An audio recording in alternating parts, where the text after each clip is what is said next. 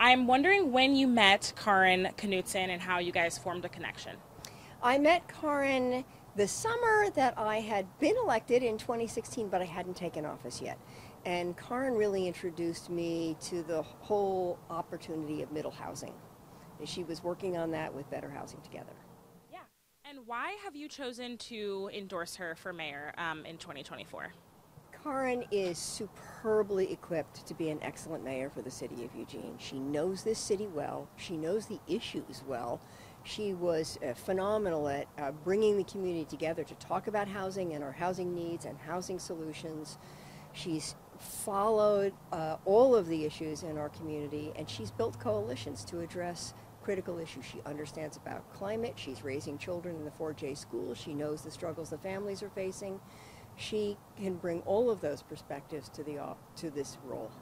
Gotcha. Oh, before you ask the next question, could I get you to take a step back towards me, kind of like right here, and then you angle towards me? Yeah. Thank you, Billy. Is there a certain reason you've chosen to pass on the baton now in 2024 and not run for re-election?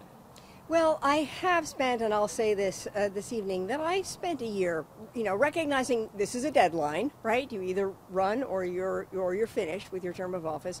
So I recognized that deadline was coming, and I started really thinking about it a year ago, and wanted to give time for a good leader to step up, a really strong leader. And Kaarin stepped in and is clearly equipped and ready to do that. And so that answers the question for me.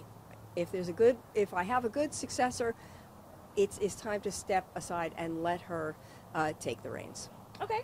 And what do you think have been some of your biggest accomplishments your past 2 terms? Well, I would start. There are so many, actually. I'm very proud of the work we have done, and I think middle housing is a very important one. That coalition and the code changes that we passed in this city that will enable us to build more of those smaller, more compact housing types is a huge accomplishment.